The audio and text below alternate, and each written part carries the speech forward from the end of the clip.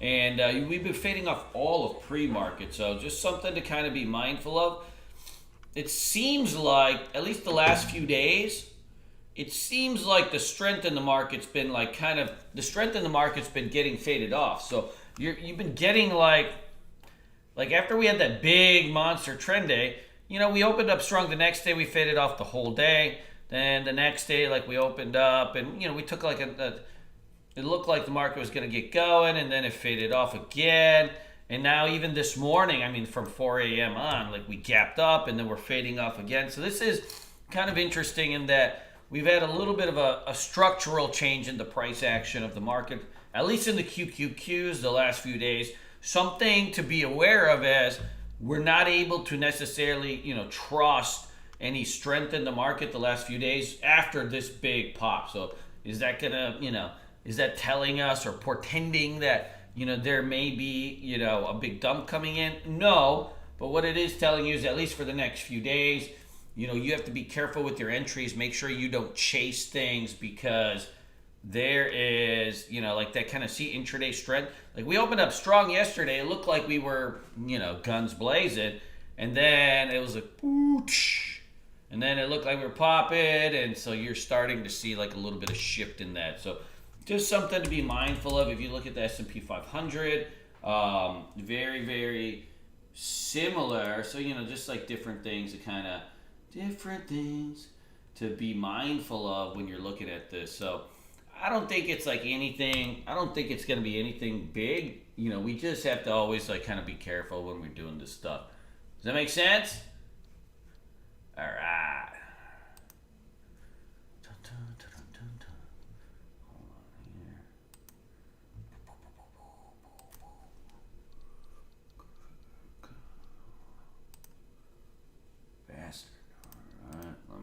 There we go. So I was fixing something. Now let's take a look and see like what kind of gappers we got. We're in the middle of earnings season, but we haven't really seen like any hot gappers for besides BNTX yesterday. We haven't really seen it. Mr. Tasty, you have regular access to our chat room. What the fuck? HCO. Yeah, nothing really there. I know, junk. So you're not really seeing too much action. You graph, see, when you get like a bunch of like kind of earnings plays, but you're only getting like 14,000, 27,000 shares in volume. Those end up being like a real pain. So like I would definitely, I'd stay away from those. Like in a hot market, you just don't really need to be, you don't necessarily need to be in any of those. So just something to kind of be mindful of when you're going through these. Let's take a look. All right, what else we got? So Tesla's got some earnings out today. It's up about 4%, give or take. Hey, CJ, how you doing, brother? It's up about 4%, so it did hold up. Even with that big run up into the earnings, it's holding up pretty well. Probably there'll be a trade in this somewhere, at some point today. I mean, the chart is still really, really bullish. I mean, who's holding up this stock? Who knows? But you can't argue with the fact that, the trend is just higher on this. Like, I would add that to the gapper list, because if you start to see, what'll happen is if you start to see Tesla like really, really cook, then you'll see all the other kind of electric car companies, maybe they'll start going too. So if they start going, then we'll have, like, we've got a nice rounding pattern on this workhorse right here. If you look at like a 15-minute chart, see this, like right here, you're right at a sweet spot over there. If you start to see Tesla go, like I think this one will come out of this range here, and you'll start to see, maybe a push to 1920. I will say one thing, the intraday price action on this thing has been really kind of weird. Like yesterday went red to green, it had like a really nice spike, and then it completely faded off. So that is happening. The intraday price action has been suspect in this name, and it is probably just like a big giant turd anyways. But you do have a level here that is, kind of sitting around about 1725. So keep an eye on it. If it starts to go, that'll be, a spot to kind of go in. And then, you'll see maybe like, even Nile's been acting like crap. Like, the intraday price action's been really getting faded off every single pop. So just something to kind of be mindful of. I would keep all these electric car companies on watch. If Tesla goes bonkers, then maybe you'll start to see a little bit of action in this. If you see here on the shill, like you've got yourself 2150, it's really been absorbing there pretty well. If you go here, like you've got a nice tight range. Wide range, it gets tighter and tighter. So when you get that kind of compression, what's essentially happening is you're building up steam for it to make a move one way or another. So it could just kerplunk here and lose that 2150, or it could come out of this trend line as obviously the overall trend is higher and start the push. We'll have to see this. We've only got a couple days where it can keep like going more sideways. At some point in the next 1 to 3 days, it's going to have to make a decision, and when it does, we'll be there to play it. But I'm not going to try to step in front of this thing unless it starts to really kind of break out. If that makes sense, Darren. So there's two aspects of it.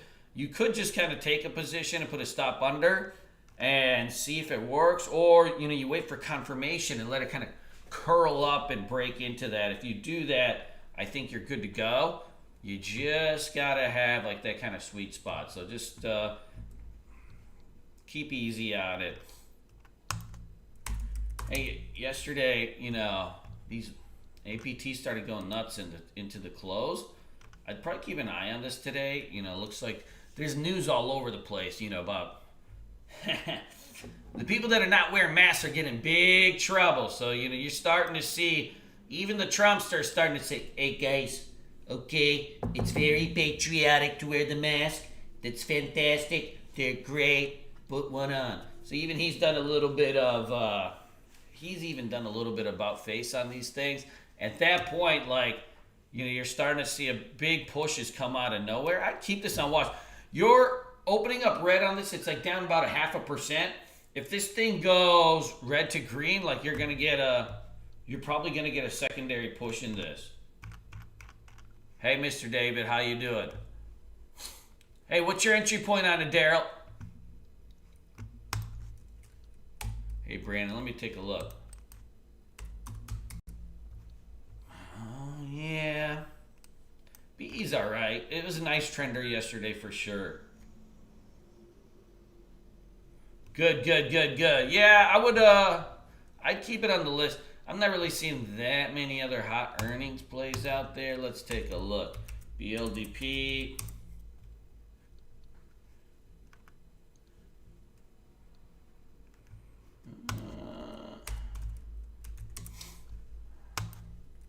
Alex Junk, SPH.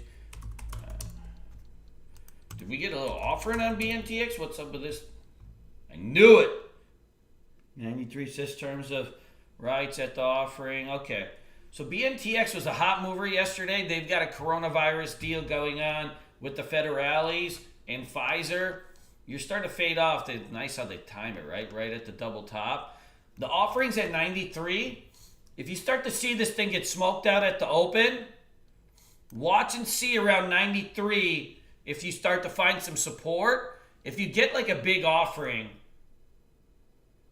and the price is set right, it actually can add a floor onto the stock. So if this thing starts to push down and dumps hard at the open, at 93 you might even trigger like a little bit of an SSR. I think at that point, like, you're going to be good to go. A third dairy offering, Johnny. Third dairy.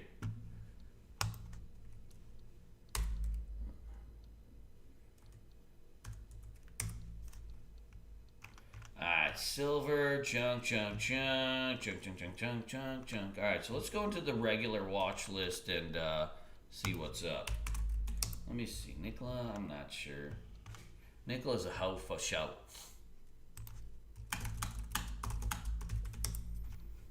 Alright, so let's go to the regular watch list. We still got, this thing's been acting like a big hoe, but I think that, at some point it'll probably go. It's been acting like a hoe for show.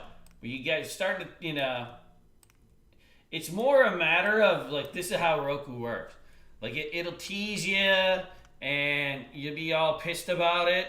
And then when you're not looking, like one day it'll just like go commando. Like if you see the other day, like when it finally had like its kind of big breakout on July 9th, it had been sitting here in this range for like 2 months, and then it just came right out of the gate. It started going like pre-market, and it never like looked back that day, and you were like just kind of forced to. It moved like $30 in 1.5 days. Now it's starting to really marinate. You're starting to go and kind of matriculate into it. What's going to happen here is it's going to piss you off as this range just tightens up. And you can see here, like if you're using a 15-minute chart, always kind of map out your levels. So when you have a stock that you like on your daily, look at like a 15-minute, 30-minute, really start to map out your levels. If a stock is acting like a chode, but it's inside a range, then it's supposed to act like a chode. That's what chodes do, right? So what's happening here is like you've got the range building, and as it starts to tighten up, you start to build steam. And then when you're just sick of it because you're like trying to like play it every day, if you try to play a stock while it's inside a range, the strength on it will get faded off no matter what. You know, like you can still do it, but you have to remember that like the strength will get faded off in it till that range breaks, just like it did over here, right? It was acting like a giant, piece of excrement for quite some time. From July 22nd to the 9th, it was just acting terrible. Like you could not get this thing to go. And then one day it just pops over and it doesn't look back. Now it's doing something similar. You've got a range that's building and it's acting like a big giant turdzilla. But when the range breaks, that's when it'll start going. And if the range does break, I mean, let's see here, measured move, like at 166, 135 to 166.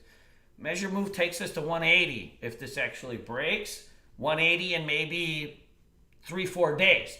Now the problem is, once you're trading inside the range, all you'll remember is that you lose like $100 here, $200 here as you test your patience, because that's how range trading is. You got to let it work. Once it goes, it'll go, and then you'll be sitting pretty. But till that happens, yeah, it's gonna act like a big hope. Yeah, Space is a daily trader at this point. You can't really buy this and hold this due to the fact that it's so extended. It's up $10 off the lows. But I do think you can day trade this kind of back and forth. Frankly, it's getting to a spot probably where we'll be looking at it for a short soon. I think maybe one more big push and we let this thing go. I mean, we try to short this thing. What do you think? Yeah. Hey, if this BMTX gets picked up, then at that point, like, we'll want to play INO. INO's been acting kind of heavy lately, but you got like a really tight range here. I would not step in front of it, but if it breaks this range, like see how you're sitting on these EMAs? If it breaks this range, then, you probably see 28, 50, 29 that day, in 30s the next day. I mean, you got a nice, you see, it's very similar to Roku. If you notice, INO's also been acting like a chode lately, but as this range starts to marinate, and when it finally breaks, like you'll have yourself a nice little pizza party.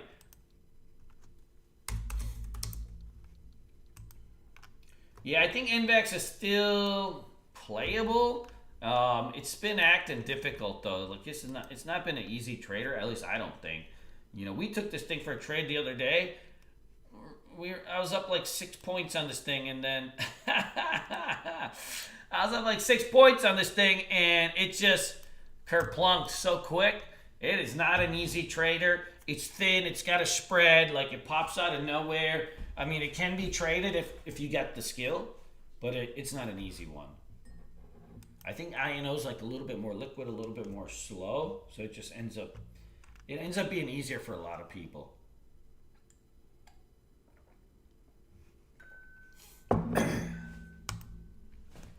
Yeah. Hold on here. I didn't make so much noise. think everybody's asking about MXC. I really don't know. It had a nice rip on it for a second, but it was trading thin all day. And remember, these are all pump and dump stocks. Like, it'll be back at $2 in no time. So I don't know. I mean, you may be able to catch it for a little bit at some point, but that's not ideal. I do think maybe Nikola could bounce soon, but there's no clear support here. I mean, there's this, but it's then been just kind of grinding, and I mean, these guys are gonna double their float, so we'll see what's up on that. Chewy looks like probably more of a swing trade than anything. It's not ready to day trade. When you're stuck inside the range, what do you got?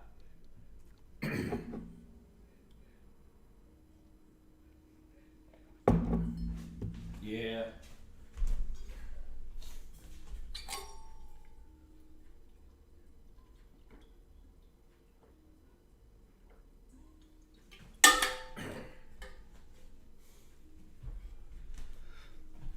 I will say, today we got no big idea. There's no big heater that we got to level into with some size, so be careful today. I don't see anything that's like, every day we usually have something. Like yesterday we had BNTX. Every day there's always like kind of one that you're like, okay, this is it. I don't see that today, so just be careful.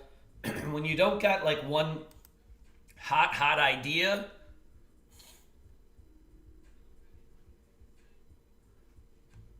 you know it, Lonnie. Yeah, when you don't got one hot idea, you just got to be a little bit careful. Like, you're not going to necessarily, you won't get necessarily an easy one. So you got to let the market set up. Like, most days, there's something right off at the open. We're like, okay, we got to take this in the first, 5 minutes. I wouldn't say that there's that kind of idea today. So a couple things you want to do. Let the market come to you. Let the market come to you. See what happens after the first 10, 15 minutes. There's always a play lurking around, but there's not always a play lurking around at the open. We'll keep the scanners on and all that kind of fun stuff. We'll see what's up. All right. Good. Let's do what we got to do, baby, which is the do.